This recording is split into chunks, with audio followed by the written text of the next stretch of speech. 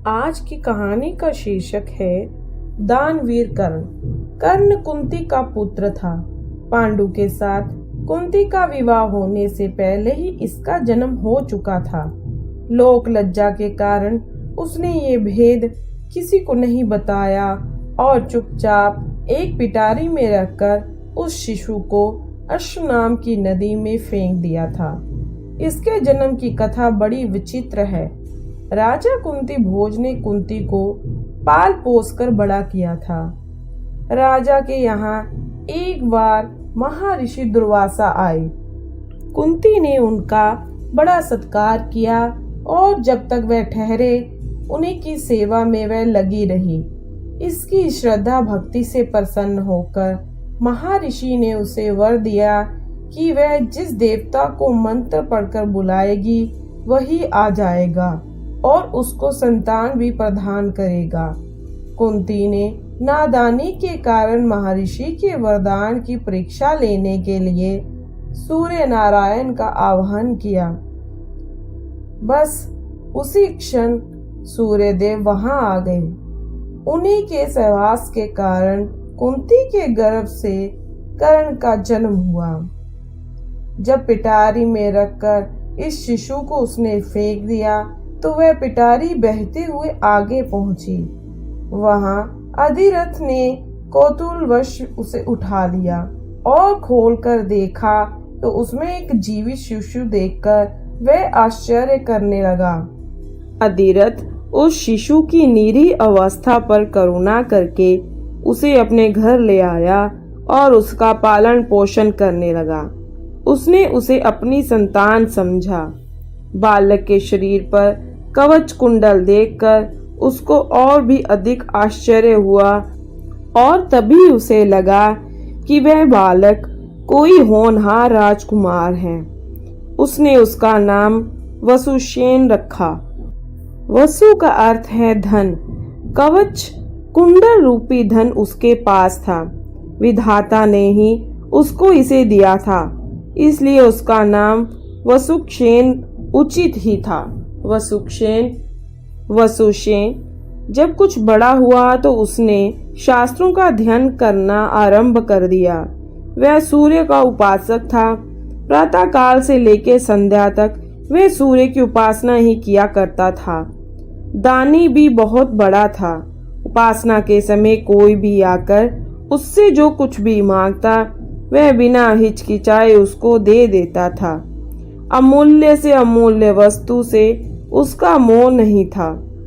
उसका गौरव तो दानवीर कहलाने में था और अपने कृत्यों से उसने वास्तव में ये सिद्ध भी कर दिया था कि वह दानवीर था। उसके समान दानी कौरवों और पांडवों में और कोई नहीं था। उसका परिचय तो हमें उस समय मिलता है जब इंद्र ब्राह्मण का वेश धारण करके उसके पास उसकी अमूल्य निधि कवच कुंडल मांगने गया था। उस समय कर्ण ने देवराज का स्वागत किया था और सहर्ष अपने कवच कुंडल उतार कर दे दिए थे। दान करते समय अपने हित या अहित विचार वह नहीं करता था। यद्यपि सूर्य भगवान पहले उसे मना कर चुके थे कि वह इन कवच कुंडलों को किसी को भी ना दे, लेकिन दानवीर कर्ण किसी याचक को निराश करके वापस लौटाना तो जानता ही नहीं था। कर्ण के इस साहस के कारण ही उसका नाम वैकर्ण पड़ा था। यदि इस कवच कुंडलों को वह नहीं देता तो कोई भी योद्धा उसे युद्ध में परास्त नहीं कर सकता था। इंद्र ने अर्जुन के हित के लिए ही उनको मांगा था, क्योंकि इनके बिना अर्जुन कभी भी उसे नहीं हरा सकता था। फिर भी उसके इस अद्वितीय गुण से प्रभावित होकर इंद्र ने उसको एक पुरुष घातनी अमोघ शक्ति दी। उस शक्ति से सामने का योद्धा किसी भी हालत में जीवित नहीं बच सकता था और उसको कर्ण ने अर्जुन के लिए रखा था। लेकिन श्री कृष्ण ने चाल चली और कर्ण की उस शक्ति को घटोत्कच पर चलवाकर अर्जुन के जीवन पर आए इस खतरे को सदा के लिए मिटा दिया। घटोत्कच जो आकाश में विचरण करके कौरवों पर अग्नि की वर्षा कर रहा था और जिसने एक बार तो सारी सेना को पूरी तरह विचलित कर डाला था, शक्ति लगते ही निर्जीव होकर पृथ्वी पर गिर पड़ा। धनुर्विद्या में कर्ण अर्जुन के समान ही कुशल था। एक बार जब महाराज धृतराष्ट्र की आज्ञा से कौरव पांडवों की अस्त्र शिक्षा की परीक्षा के लिए एक समारोह किया गया था, तो अर्जुन ने अपने अस्त्र शिक्षा के कौशल से सबको चकित कर दिया था। उसने ऐसी ऐसी क्रियाएं कर दिखाई थी कि किसी भी योद्धा की हिम्मत नहीं होती थी कि उसका जवाब दे सके। एक विजेता की तरह के कौशल दिखाकर वह प्रशंसा लूट रहा था। दुर्योधन उस समय हतप्रभ सा होकर चुपचाप बैठा था। अर्जुन का सा कौशल दिखाना उसके सामर्थ्य के भी बाहर था। उसी समय कर्ण वहां आ पहुंचा। उसने मैदान में आकर अर्जुन को ललकारा, जिस कौशल के बल पर तू यहाँ सबको चकित कर रहा है और सभी से प्रशंसा लूट रहा है, उसे मैं भी करके दिखा सकता हूँ। ये कहकर उसने धनुष्य पर बाण चढ़ाकर वहीं सब कुछ कर दिखाया जो अर्जुन ने किया था। चारों ओर से कर्ण की जय जयकार होने लगी। दुर्योधन का चेहरा अर्जुन के प्रतिद्वंदी को देखकर खिल उठा। उसने उसे हृदय से लगा लिया। उसने उसे अर्जुन के साथ द्वंद्व युद्ध करने के लिए प्रेरित किया। दुर्योधन की बात मानकर उसने अर्जुन को इसके लिए चुनौती दी। अर्जुन द्वंद्व युद्ध के लिए तैयार हो गया।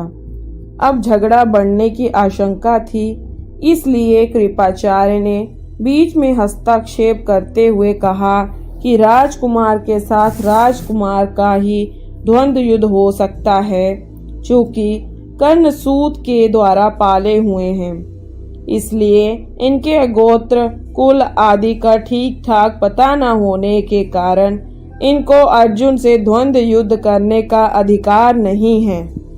बस यही ऐसी समस्या थी जिसको कर्ण हल नहीं कर सकता था। वह हक्का बक्का सा अर्जुन का मुंह ताकता रह गया। दुर्योधन को भी इससे धक्का लगा, क्योंकि कर्ण के द्वारा अर्जुन का मान चूर करने की उसकी ही तो योजना थी। जब कर्ण इस दुविधा में पड़ा हुआ आगे अपने पैर नहीं बढ़ा सका, तो दुर्योधन ने उसे राजाओं की श्रेणी में लाने के लिए अंग देश का राज्य दे दिया।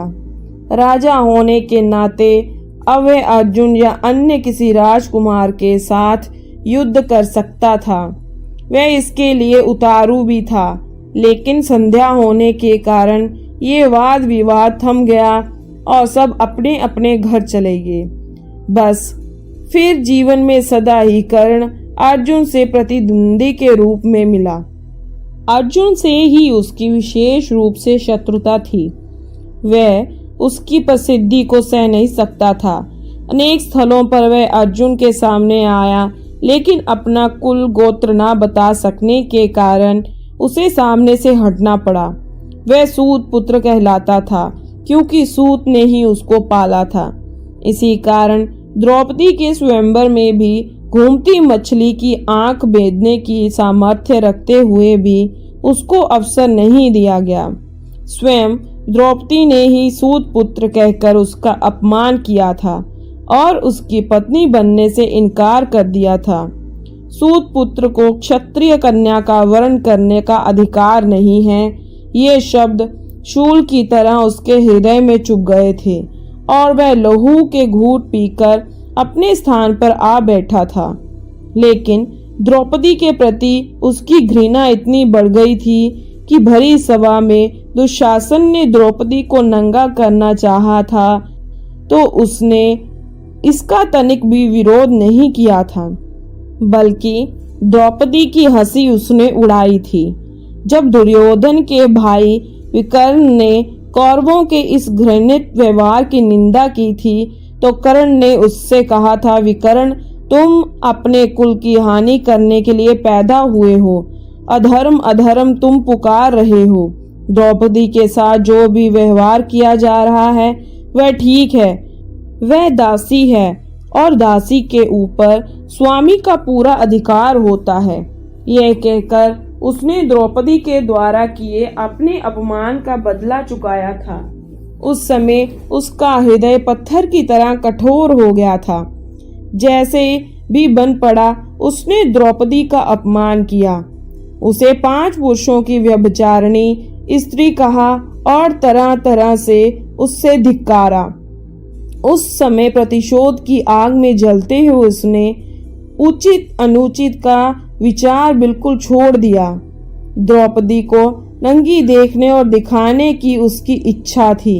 इससे स्पष्ट होता है कि कर्ण प्रतिशोध की भावना के आगे सत्य, न्याय और धर्म की भावना को पूरी तरह भूल जाता था।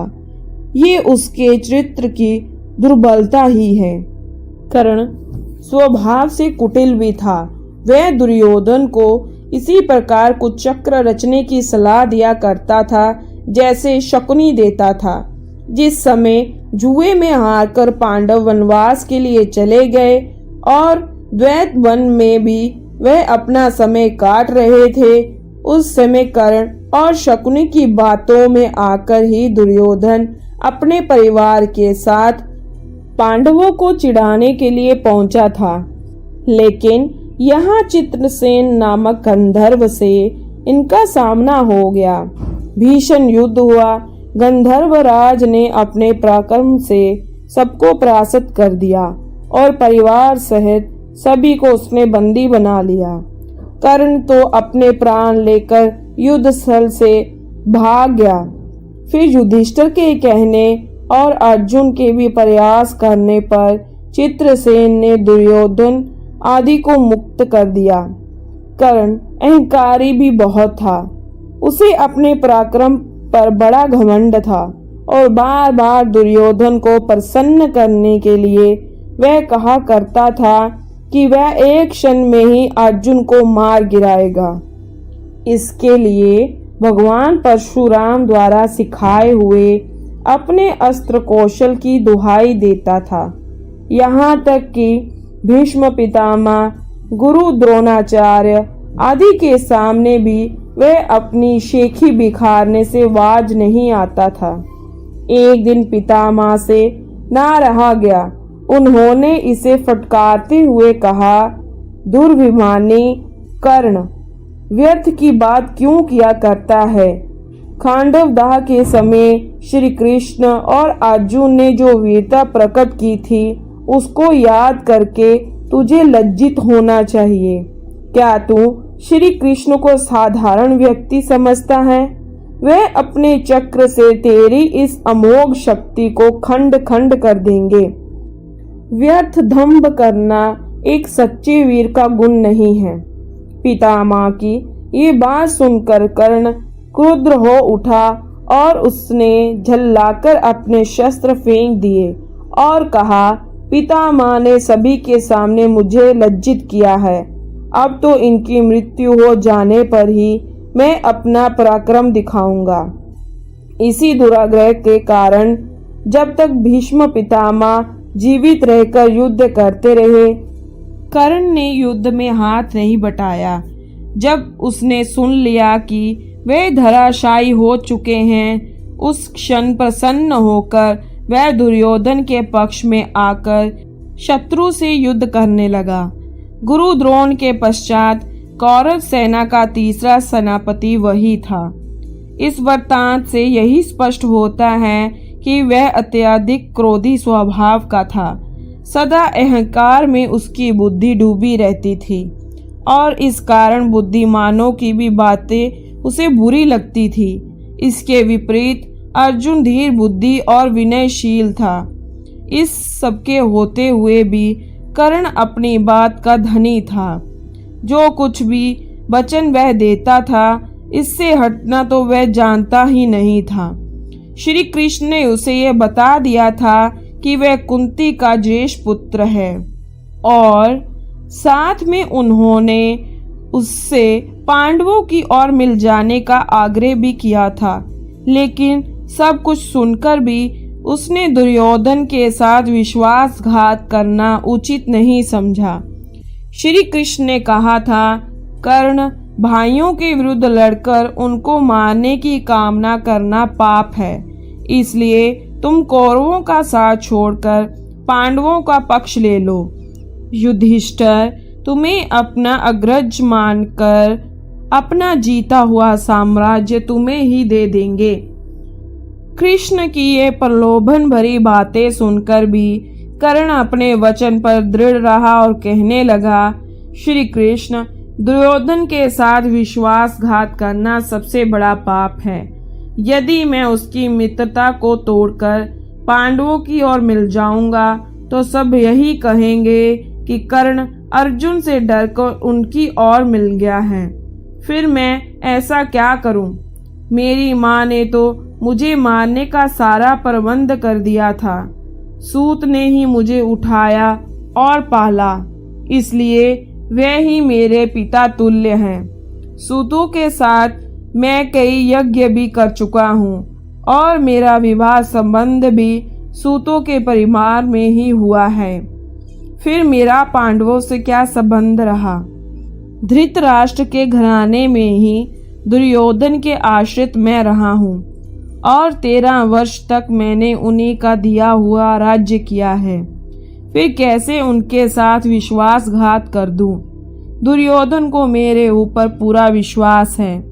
मेरे कहने से ही तो उसने इस युद्ध को मोल लिया है और अर्जुन के प्रतिद्वंदी के रूप में दुर्योधन की आशाएं मेरे ऊपर ही तो लगी हुई हैं। इस परिस्थिति में अपने आश्रयदाता और मित्र दुर्योधन को छोड़कर मैं कभी पांडव पक्ष में नहीं मिल सकता। फिर यदि एक बार मैं मिल भी गया तो युधिष्ठिर जो राज्य मुझे देगा उसे अपने वचन के अनुसार मुझे दुर्योधन को देना होगा। इससे तो पांडवों का सारा प्रयत्न ही निष्फल चला जाएगा। ये सभी कुछ सोच विचार कर मैं निश्चय पूर्वक कहता हूँ कि मैं मित्र दुर्योधन का साथ छोड़कर और किसी पक्ष में नहीं मिल सकता। लेकिन हाँ, ये वचन अवश्य देता हूँ कि युद्ध में मेरा प्रतिद्वंदी केवल अर्जुन ही है। उसके सिवा किसी पांडव का वध मैं नहीं करूँगा। कर्ण का ये कथन उसके चरित्र की महानता पर प्रकाश डालता है। बात का कितना पक्का था। वे दानवीर दुर्योधन चाहे अधर्मी था, लेकिन उसको तो आश्रयदाता था। फिर वह उसके साथ छल कपट कैसे कर सकता था? अंत तक उसने दुर्योधन का साथ दिया और अपने आप को एक सच्चा मित्र प्रमाणित कर दिया। कर्तव्य के प्रति कर्ण पूरी तरह कठोर था। वह युधिष्ठिर तथा अर्जुन की तरह सहृदय नहीं था कि पांडवों के विषय में ये ज्ञात होते ही कि वह उसके भाई हैं, युद्ध करना बंद कर दे। एक बार मन में दृढ़ संकल्प करके उसको पूरी तरह निभाना ही उसका जीवन का उद्देश्य था। दुर्योधन की सहायता करना उसका कर्तव्य था। इससे पांडवों के प्रति जागृत हुआ भ्रातृत्व भाव भी उसे विचलित न कर सका और फिर भी अर्जुन के प्रति कठोर और ईर्ष्यापूर्ण दृष्टि उसकी बनी ही रही। यहाँ तक कि स्वयं माता कुंती ने जाकर कर्ण को अपनी ओर मिलाने की इच्छा प्रकट की थी, लेकिन उस समय भी वह वीर अपने पद से विचलित नहीं हुआ। ये उसके चित्र की श्रेष्ठता ही थी। फिर एक बार कृष्ण को वचन देकर अर्जुन के सिवा अन्य किसी पांडव की ओर उसने शस्त्र नहीं उठाया। अर्जुन से ही युद्ध करते हुए वह वीरगति को प्राप्त हुआ था। महाभारत युद्ध में भी उसकी वीरता देखकर स्वयं श्री कृष्ण उसकी प्रशंसा करने लगे थे। कितनी ही बार वह अर्जुन के रथ को पीछे हटा देता था जब तक वह सेनापति रहा। अर्जुन बार बार उसके प्रहारों से विचलित हो उठता था। उसकी समझ में नहीं आता था कि वह कैसे इस परम योद्धा को परास्त करे। अंत में पूरी तरह निराश होकर उसने कृष्ण की ओर देखा। कर्ण के रथ का पहिया जमीन में धंस गया था। वह उसे निकालने का प्रयत्न कर रहा था। उसी समय कृष्ण के इशारा करने पर अर्जुन ने अन्याय का आश्रय लेकर उसका वध किया, नहीं तो उस वीर को मारना बहुत कठिन था। फिर यदि उसके हाथ में इंद्र की वह अमोघ शक्ति होती तो फिर उसको कोई भी पराजित नहीं कर सकता था और ये निश्चय था कि वह अर्जुन का वध करके विजय का शंख फूंक देता। लेकिन विधाता की यही गति थी। अमोघ शक्ति को वो पहले ही घटोत्कच पर चला चुका था। अब उसके पास विशेष अस्त्र कोई नहीं था। फिर भी बड़ी कठिनाई से अर्जुन उसे मार पाया था। महाभारत में जहाँ भी उसके पराक्रम का वर्णन आया है, वहाँ अर्जुन के बराबर ही उसको पराक्रमी माना गया है और था भी वह इतना ही पराक्रमी। कर्ण के पराक्रम में धब्बा लगाने वाली एक बात यह है कि वह कपटी था। वह सदा सत्य और न्याय का ही आश्रय नहीं लेता था। उसने अल्पवयस्क राजकुमार अभिमन्यु का चक्रव्यूह के भीतर औरों के साथ मिलकर वध किया था। उसी ने उसके धनुष को काट गिराया था और फिर उस निहत्थे बालक पर 6 महारथियों ने मिलकर आक्रमण किया था, जिनमें से एक वह भी था। निहत्थे बालक की हत्या करने का अपराध सदा उसके चरित्र के साथ लगा रहेगा। इसलिए इतना पराक्रमी होने पर भी कर्ण अर्जुन की तरह महापुरुष की कोटि में नहीं आ सकता। उसका हृदय क्लुषित था। इस तरह कर्ण के चरित्र पर दृष्टिपात करने से मालूम होता है कि वह किसी दृष्टि से महान था और अपने किन्हीं व्यवहारों के कारण पतित भी था। उसकी महानता उसके दानवीर होने में है, उसके दृढ़ संकल्प होने में है, उसके अपने मित्र और आश्रयदाता के विश्वास पात्र होने में है। लेकिन छल और कपटपूर्ण व्यवहार, व्यर्थ का दंभ और क्रोध उसके चरित्र की गरिमा को कम करते हैं। वह इतना पराक्रमी था कि उसके मरते ही दुर्योधन का सारा धैर्य टूट गया और अब उसे अपने पराजय की आशंका निश्चित लगने लगी थी। और हुआ भी। कर्ण की मृत्यु के पश्चात कौरव सेना का विनाश हो गया। स्वयं दुर्योधन भी भीम के द्वारा मार डाला गया। युद्ध में पांडवों को विजय प्राप्त हुई।